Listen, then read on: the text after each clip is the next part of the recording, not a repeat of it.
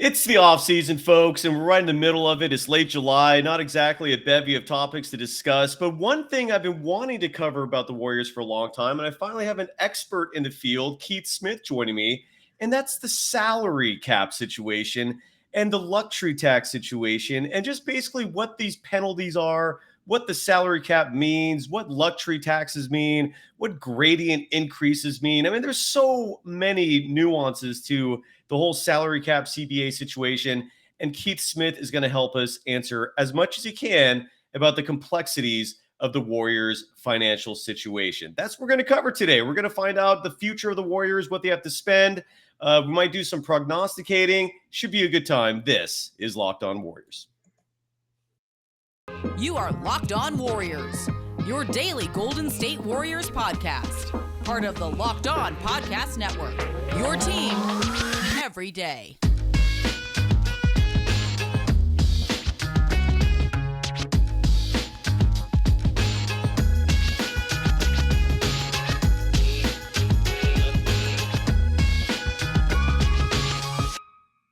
Thank you for making Locked On Warriors your first listen every day. We're free and available wherever you get podcasts. Today's episode is brought to you by BetOnline. BetOnline has you covered this season with more props, odds, and lines than ever before. BetOnline, it's where the game starts. You can follow Keith Smith on Twitter at Keith Smith NBA. You can follow me, Cyrus Saatsaz, on Twitter at Dog Surf Roadshow. Keith, great to finally have you on the program. Are you a Celtics fan? Is that fair to say? Because you're from that area, correct? Yeah, I grew up there. I grew up just south of Boston, so I grew up on the Celtics of the 80s and in the 90s. The 80s were more enjoyable than most of the 90s, especially after Bird retired. And then, yeah, and that stuck with me. I've stayed with them. I've moved here to Orlando almost 20 years ago.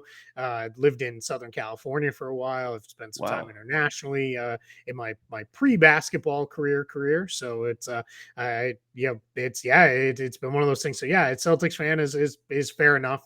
It's one of those things where after I get into covering the team, the fandom started to die off a little bit. Like I used to be the kind of person who, if they lost like a regular season game on Tuesday in Charlotte, I'd be angry until the next game, and that doesn't happen anymore. I get over it pretty quickly. But this past year in the playoff run of the finals, I got caught back up in it pretty good. Of course. And I was going to bring that up first and foremost before we talk about the Warriors salary cap structure. What were your feelings about that series? When the Celtics were up 2-1, a lot of people were freaking out. A lot of people thought it was a foregone conclusion. The Celtics were going to finish the series off. And then one Mr. Wardell Stephen Curry stepped in and had just an absolutely historic performance in that game 4 that really turned the series around. What was your feeling from that series when it finished? And how do you feel about the Celtics now, especially with these Kevin Durant rumors? Jaylen Brown yesterday just did a shaking my head tweet because his name's being linked to Kevin Durant. What are your thoughts on all that, please? Yeah, I think to go back to the finals, despite Grant Williams' thoughts on the matter, I do think the better team won. I think the Warriors were the better team. I think when it got down to and it was really tight, you could see that the Warriors' core guys had been there, done that, and they knew how to handle it a little bit better than the Celtics players did. And I think they were two pretty evenly matched teams. I think there was a reason all the games were pretty close for the most part. And I think the Warriors, that was the edge, right? When you get there, these titles are won on the thinnest of margins, and their margin of, hey, we know what to do here. And as you said, having Stephen Curry helps a little bit, right? It's not a bad guy to have if you need to, have somebody drag you to a championship. And that's a little unfair, right? Because Andrew Wiggins was great. I thought Klay Thompson was better as the series went along. And then I thought Draymond showed up when they needed him to at the end. So yeah, the better team won. Going forward, super excited about the Celtics. I think they've had a great offseason. Kevin Durant stuff notwithstanding. Getting Malcolm Brogdon and Danilo Gallinari. I know there's injury issues. I know Gallo's a little older, but they got them both for no rotation players given up. So they're bringing back all the important guys from last year, plus adding those two guys to the mix. I think they're really set up to do something here. We'll see if anything happens with these KD rumors, but at this point, I don't know what to make of that. It's one of those things where I've learned over the years covering the NBA, a lot of stuff is where did this come from, and trying to trace back sourcing and those kind of things to figure out, all right, who benefits from this report. But we'll see, where that one all goes to. But yeah, I think they're set up to make a pretty nice run here. You're right. When I saw the Celtics make the decision to, or their offseason decisions, they added Malcolm Brogdon, fantastic backup point guard. A lot of people were saying that was one of the types of players they were missing. I thought Danilo Gallinari was a fantastic addition. He's been an underrated player most of his career. He stands like 6'10", but he plays like a swing. That was huge. I feel like if the Celtics had those two players in the series last year, it could have made a difference. So, but then I see these rumors, and these aren't like,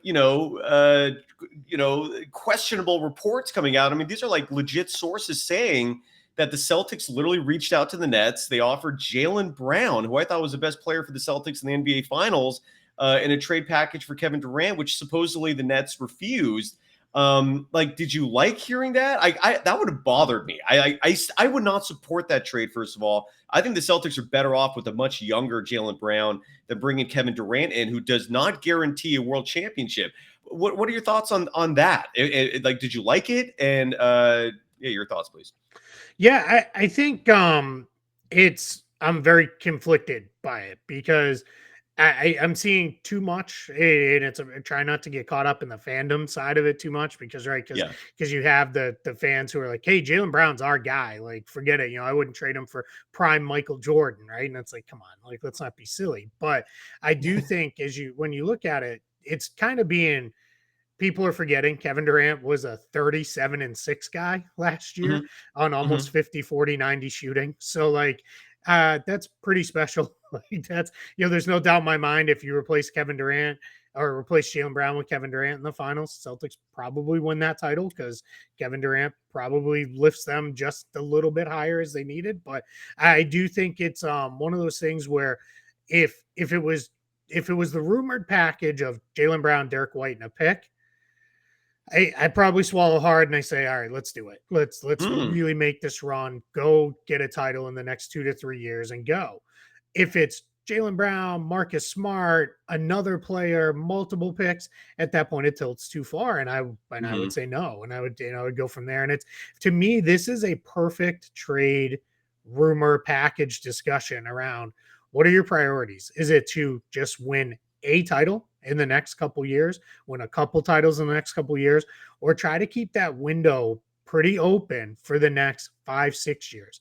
And then I'll couch all this with, if the Celtics have any inkling that Jaylen Brown is, I'm out of here in two years when I'm a free agent, then go, whether it's this trade or another trade, go get something before he walks for nothing. Unless it's really like, hey, with him, we're the overwhelming favorites to win the title, and then keep them win the title and deal with it when it comes down the line here. But yeah, it's one of those ones that's really, really tough because it's just this one has a fan base divided.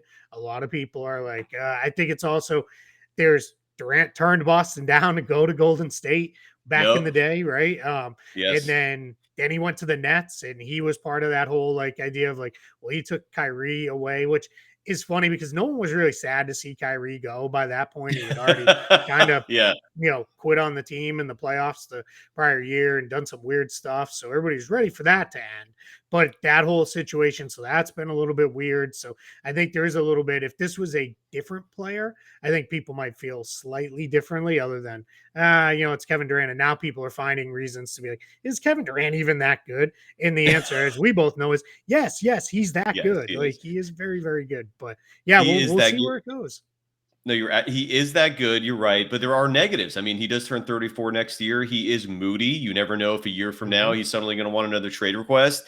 And never mind the fact that the Celtics swept his team in the first round of the playoffs last year. I mean, they owned him. And now I could see why Jaylen Brown is upset. And Brad Stevens is playing with fire a little bit here just with this rumor. And I don't think it's a rumor. I mean, this is it seems to be reports that the Celtics reached out. And if that's true, I mean, now you got to deal with a potentially disgruntled Jaylen Brown. Fascinating. And for the Warriors fan base, 100% understands this, simply because the Warriors, when the trade request first came out, were directly linked to Kevin Durant. A lot of people were shooting it down for some reason, but when you looked at all the evidence, clearly the Warriors were interested. But Sean Marks, I think, is out of his mind given what the asking price is that he's at, that he wants. I mean, Kevin Durant, look, is a great player, but this is also an aging asset. This is a player that you're going to get 2-3 years maybe of that level. He is injury prone. Again, it's going to be his 15th, 16th year in the NBA. And when we come back, I really want to touch on the Warriors side of it, because the rumors with the Warriors was it was likely going to be a combination of Andrew Wiggins, Jordan Poole, maybe James Wiseman. The reports were that the Nets also wanted the prized youngsters of either Moody or Kuminga, which is certainly a deal breaker from the Warriors' perspective now more than ever. And the salary cap ramifications come into play here. That's where I would love to pick that brilliant mind of yours.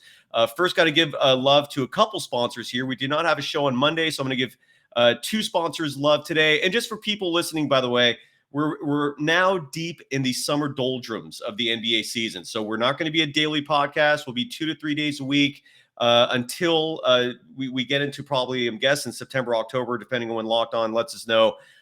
So with that said, first, BetOnline, longtime sponsor of this program.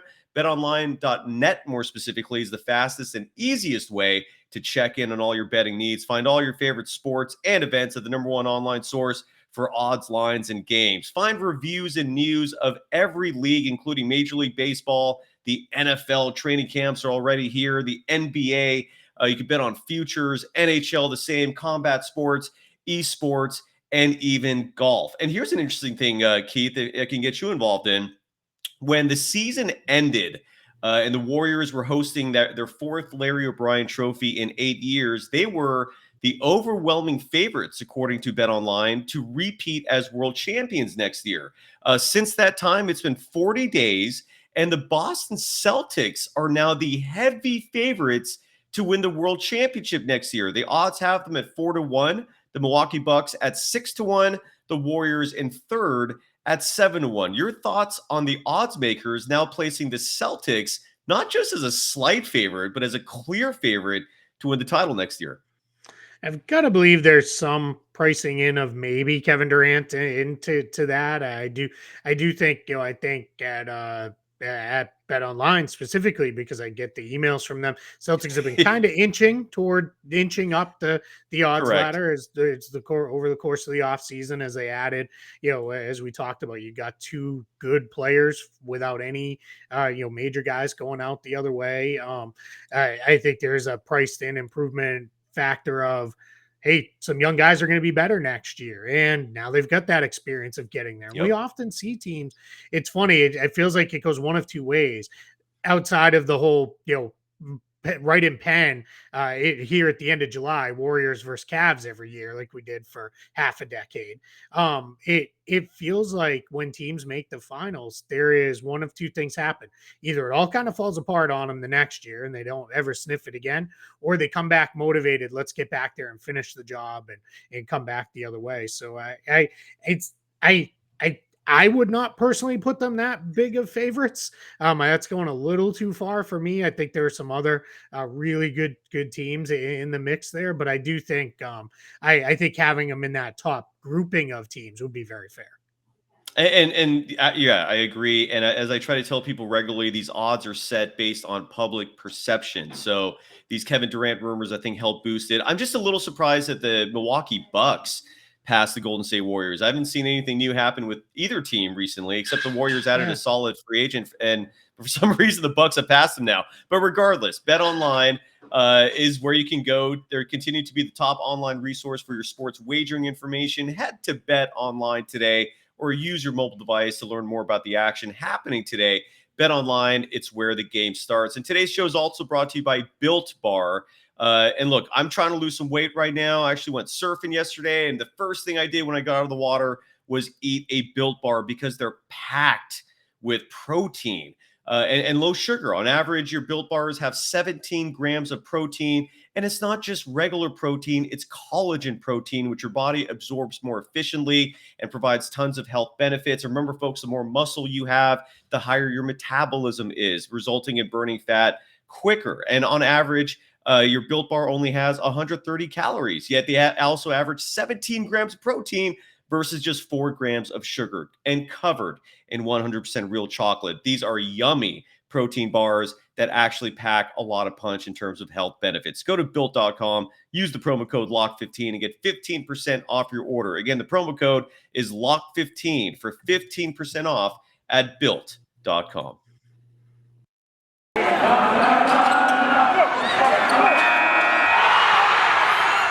You are Locked On Warriors, your daily Golden State Warriors podcast. Part of the Locked On Podcast Network, your team every day.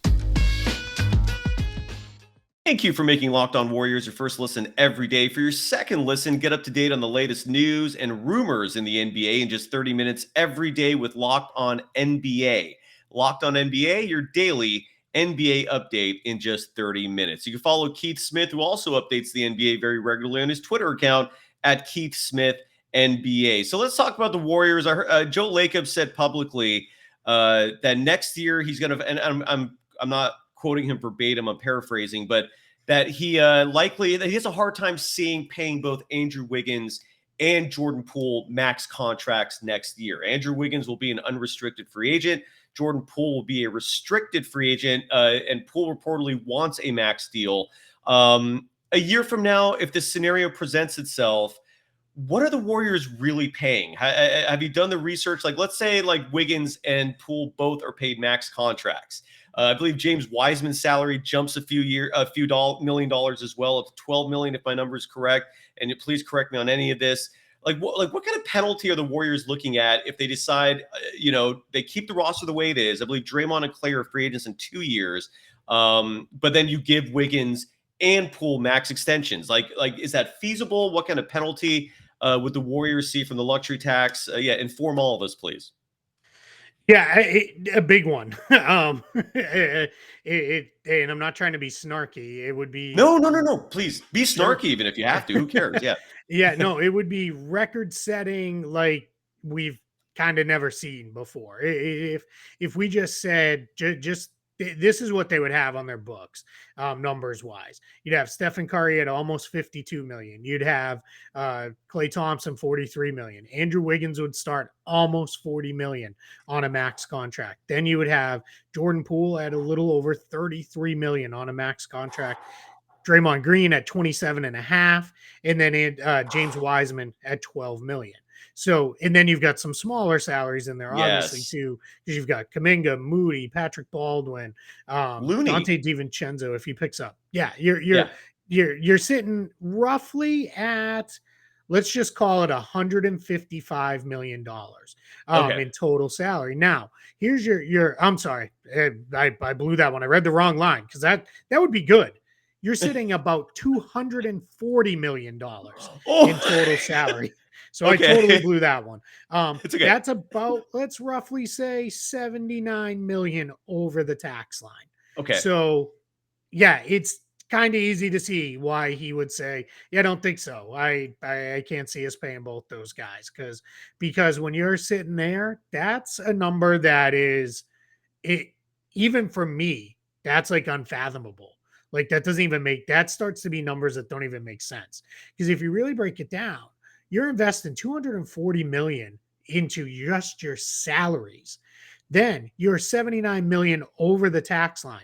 But that's before we factor in any kind of the repeater penalties that would come in on that, which would be, beyond record repeater penalties. How it works is once you get 20 million over, you're $4.75 for every dollar as a repeater team. And for every 5 million more you're over, add 50 more cents onto that.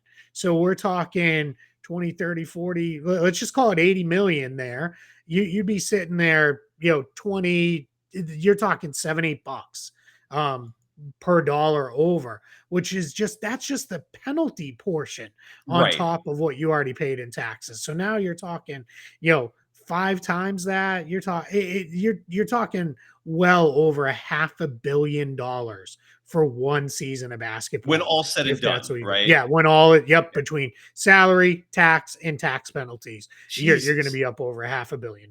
And that's why I think they are probably sitting and saying, Yeah, maybe not. Now, there could be a couple things that happen, right? You could Yeah. see maybe Draymond Green pulls a James Harden and says, "You know what, I'll opt out. I'll take far less money," but you're still even he's not like he's going to go from 20 million plus to a minimum contract. That's not going to happen. Even Harden didn't go quite that far. It's that would be one of those things where all of a sudden you'd have players association folks saying, well, wait a minute. Like now owners are going to expect everybody to start doing things like this. So yeah, even if you opted out and took a little bit less, but you're locked into an awful lot of money there. And that starts to become the question is, where are we going beyond this upcoming season because of that? Because I know it's not coming yet. The new TV money's not here yet. Everybody's not benefiting from that today. We are approaching a time when paying $500 million in salary, it's probably within the next 10 years, someone's going to do it. I just don't think we're there quite yet. So talk about that CBA, because you're right. Everyone's anticipating the salary cap going up because of all these TV dollars. Could that kick in as soon as like next off season? Like No. when does that kick in? Actually, do you know? Yeah, so what's going to happen here is both sides, both the players and owners, they have mutual opt-outs of the CBA itself this December. So this upcoming season is going to be played like normal, no worries, everything should move on. If let's say everything went south and they decided, we don't have, things aren't good and we're going to do a lockout because that's just always how it goes. We would have a lockout before next season. So we would get through this season, finals and everything. We would have a lockout next season. Now, the anticipation is that won't happen. Didn't happen last time around.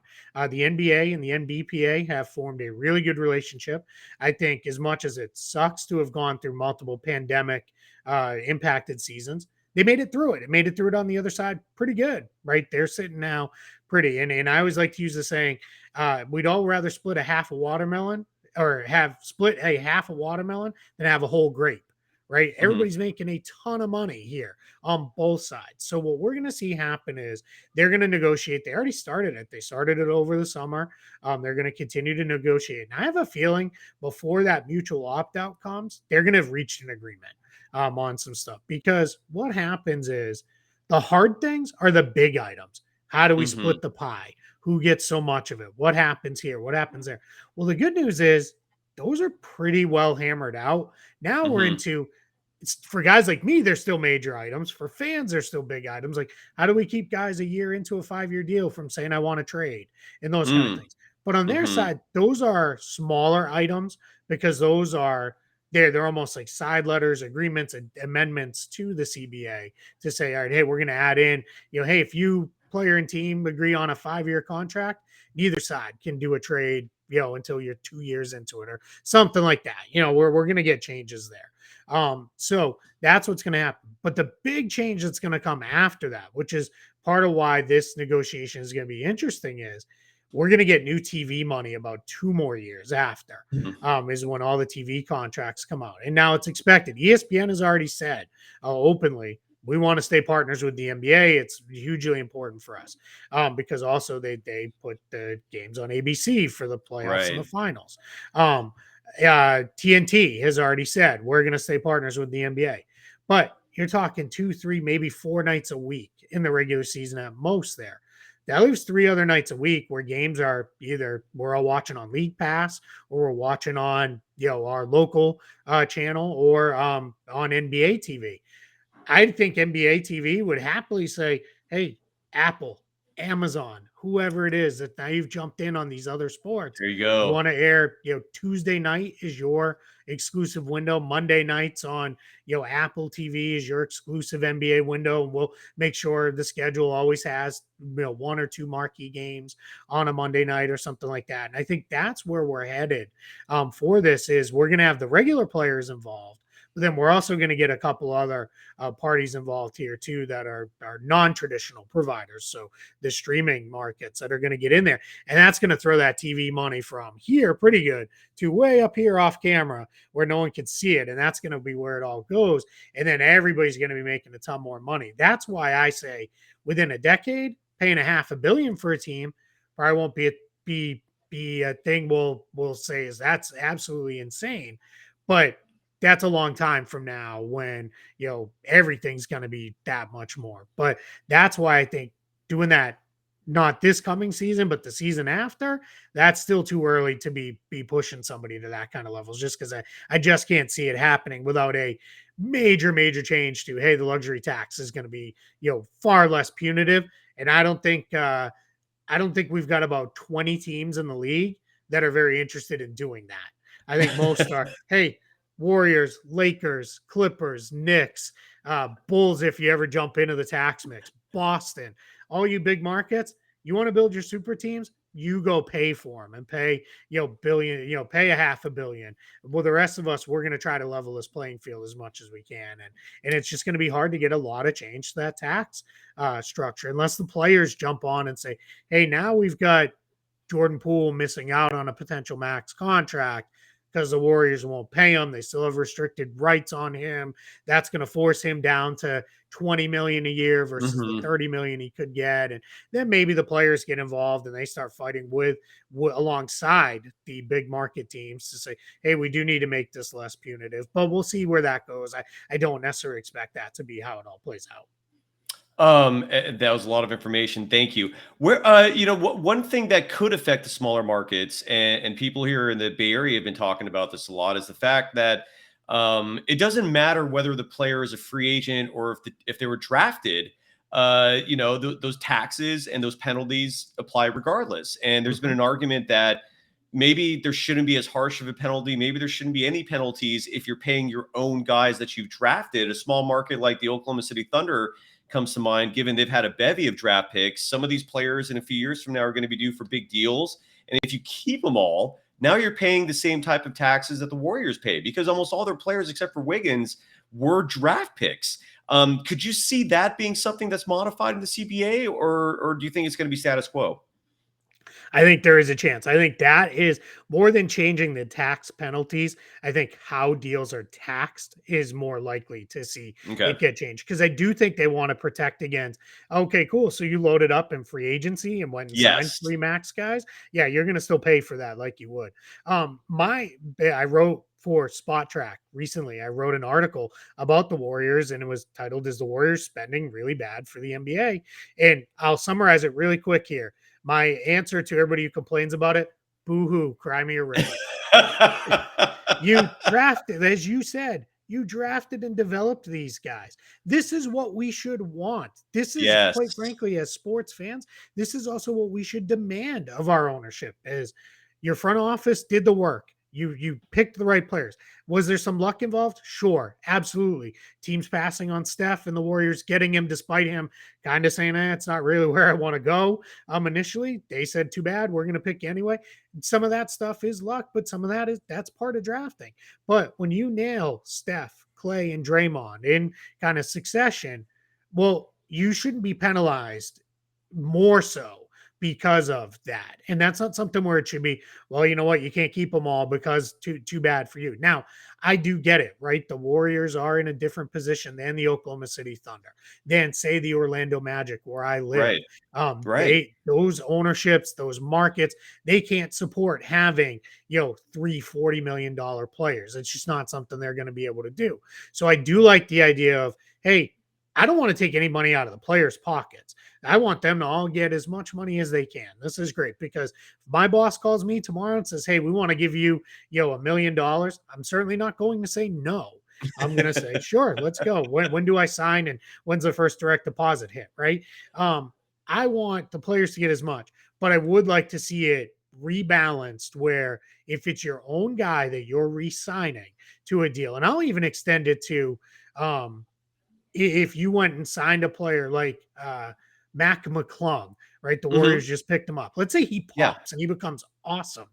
All right, well, you can pay. You don't get hit as hard 10 years from now if Mac McClung's still on the roster and is, turned into Steph Curry 2.0, right? Like we're not going to penalize you too much for that with that one. Where you'll pay full boat is we went out and signed another team's free agent this year, and now we go forward with that. You're stuck on that. And there are ways that can all be tracked and written and covered and everything else. So we have forms of trying to prevent these things as far as the designated player rules go. Is, as we all know, it's not as easy as trade Andrew Wiggins for Kevin Durant because Ben Simmons is on the team and you can't have two designated guys you traded for, blah, blah, blah, blah, blah. I won't bore everybody to tears with that, but it's if we can put rules like that in there, as obscure as they are, and even people like myself forget them at sometimes, we could put in things where it's, oh yeah, Curry's contract only counts for half or 3/4 or whatever it is because he was their own drafted player. Right.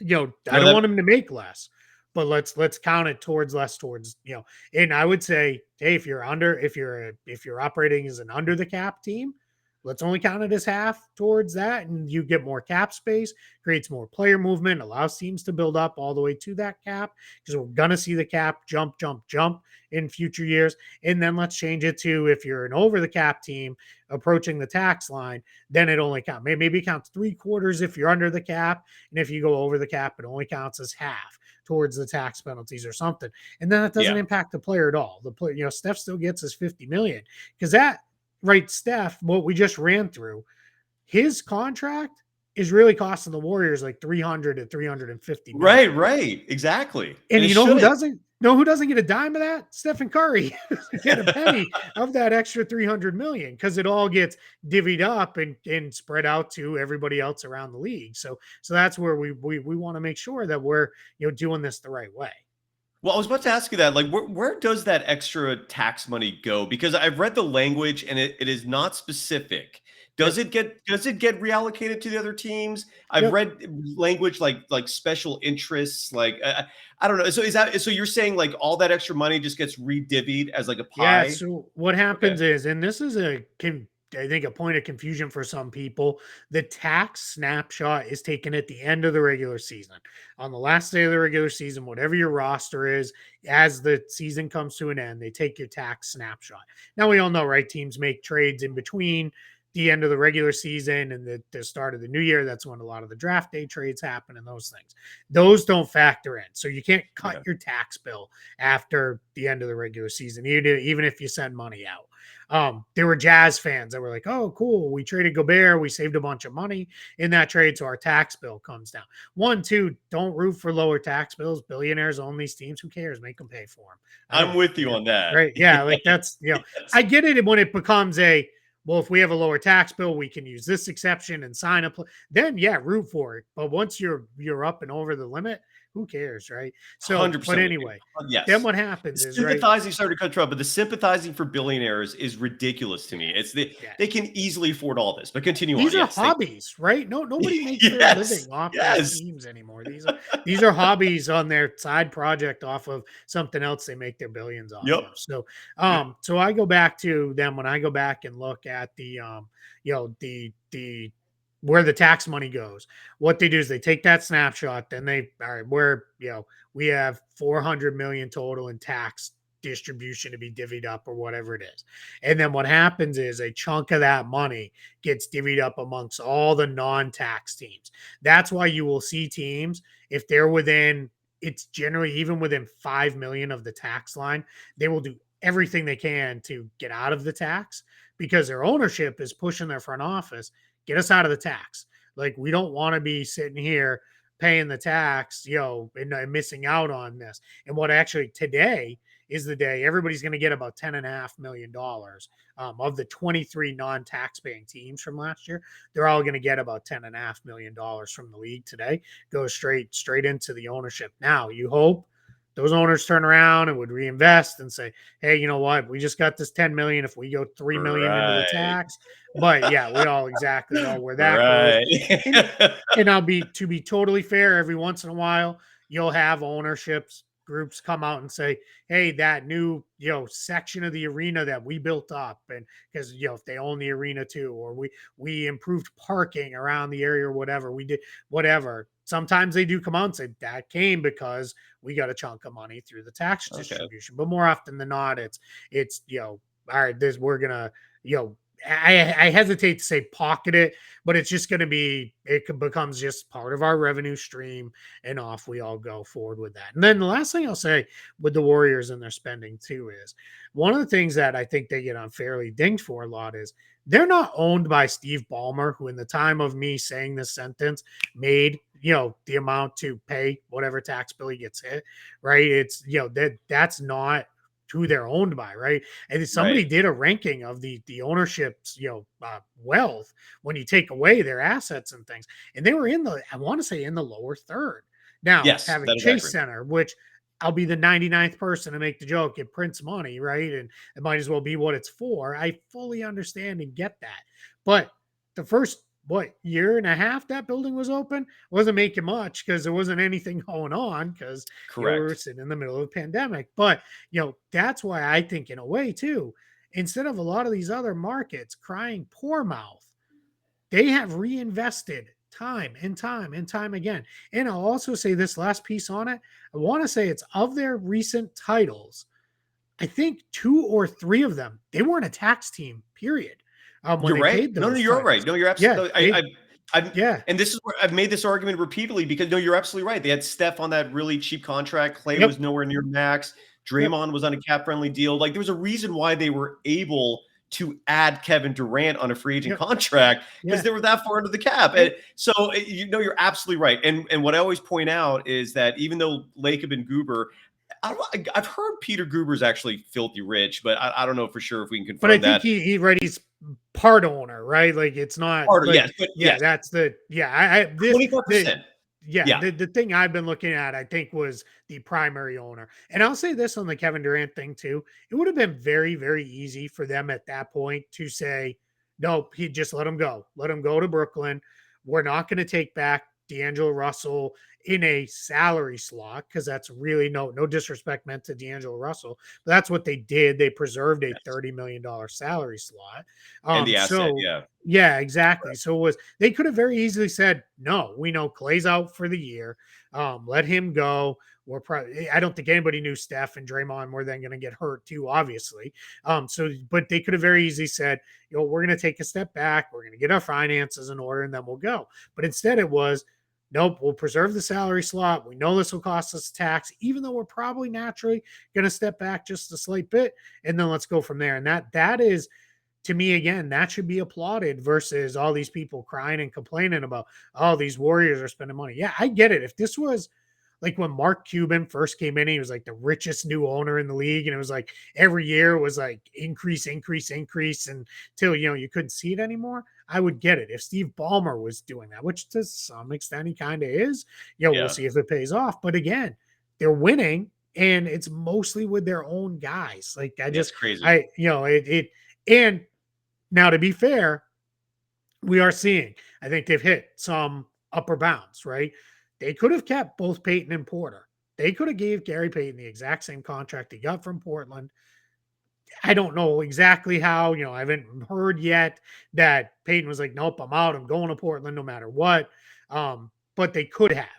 They could have given Otto Porter Jr. the same amount of money he got. Now, they wouldn't have also had Dante DiVincenzo, but they could have done that instead. And obviously it was at least some level of financial decision of, we have a max. We're willing to, hey, you guys both want to come back on the minimum again? Done. I think that would have been easy. And neither one of the players should have done that. And obviously they did not. But I do think we are starting to hit. And with the comments of, I don't know about both Wiggins and Poole. I do think we're hitting the upper bounds of, all right, we're about where we're going to be as far as how much we're going to pay in a single season. We'll keep paying over time, but we're not jumping up to these obscene levels that no one's ever seen before.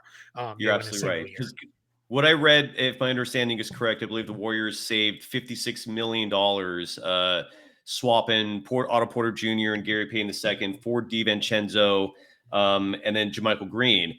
You're right. They absolutely could have easily matched both those deals. They opted to save the money, but I'm happy with JaMychal Green from a Dub Nation perspective. Last question, I'll let you go. You've been phenomenal today, Keith. I do hope I get you back on at some point, just because you're a bevy of information, valuable information.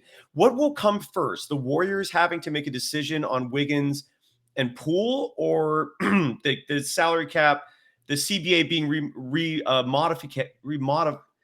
they remodify it. So basically, the Warriors might not have to pay the same penalties. Like, will there be, which will come first so that maybe there's hope then that they can keep both those players?